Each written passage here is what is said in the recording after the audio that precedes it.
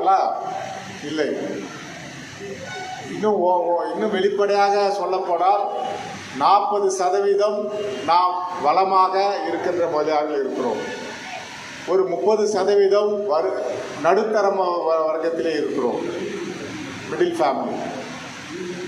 ஒரு 30% வறுமை கோட்டு கீழே கூலி வேலை செய்து கொண்டு இருக்கின்ற முதலாளிகள் இருந்து கொண்டு இருக்கிறார்கள். நான் ஒரு முறை ஆற்காட்டிலிருந்து வரும்போது என்னுடைய காரை பார்த்துவிட்டு ஒரு 50 பேர் என்னுடைய காரை துரத்தி வந்தார்கள்.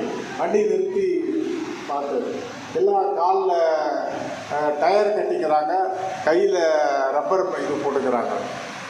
என்ன தார் வேலை செய்கிறீங்களான்னு. அவன் எல்லாரும் கை கொடுக்கணுன்னு அதெல்லாம் எடுத்து போட்டு கை கொடுக்குறாங்க. என்னென்ன ஐயா, நாங்கள் எல்லாம் முதலியார்கள் தான் தார் வேலை செய்கிறோன்னு சொன்னாங்க. அதுலேருந்து என்ன தெரியுது? விவசாயி தற்கொலை செய்து கொடுக்குறான். ஏன்னா போட்ட பணம் வரல, விவசாயத்திற்கு செலவு பண்ண பணம் வரல. விவசாய லேபர்களாக இருக்கிறோம். இன்னும் 30% வறுமை கோட்டு கீழே வரும்.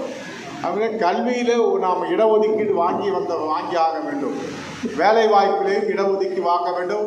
1.25 கோடி மக்கள் நாம் இருக்கிறோமே, 1.25 கோடி இன்று நின்றுந்தால் இன்றைக்கி மிகப்பெரிய ஆட்சி மாற்றத்தை நம்மளால் கொண்டு வர முடியும். ஆனால் நம்மகிட்ட ஒற்றுமைகள் குறைவு.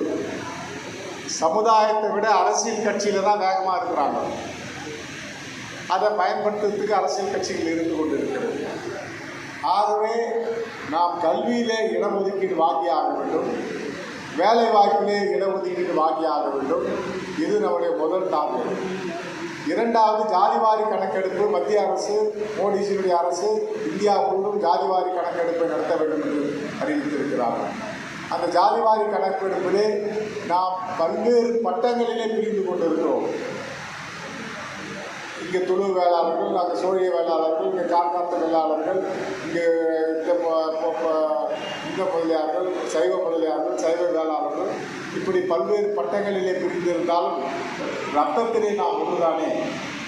ஆகவே பட்டங்கள் அந்தந்த பகுதிக்கு என்றால் போல, அந்தந்த ஏரியாவுக்கு போன்றால் போல பதவிகள், பட்டங்கள். ஆனால் இந்த அமைப்பு ஒரு குடையின் கீழ் கொண்டு வர வேண்டும். அதற்கு மேடையில் இருக்கின்ற தலைவர்கள்லாம் ஒன்றிலிருந்து இன்றைய தினம் ஒன்றாகி நடத்தி கொண்டிருக்கிறோம். நம்முடைய கூப்பா அவர்கள், ரவீந்திரன் அவர்களும், பழனி அவர்களும், முந்தை மணியம் அவர்கள் எல்லாரும் ஒன்று சேர்ந்து இந்த சங்கமத்தில் இணைந்திருக்கிறது. மொத்தத்திலே இடஒதுக்கீடு வாங்க வேண்டும் என்று சொன்னால் மக்கள் தொகை கணக்கெடுப்பிலே நாம் ஒன்றாக இருக்க வேண்டும். ஒருத்தர் முதலியார், ஒருத்தர் துணை வேளாளர், ஒருத்தர் அகமணி போல, ஒருத்தர் நான்காட்டு போல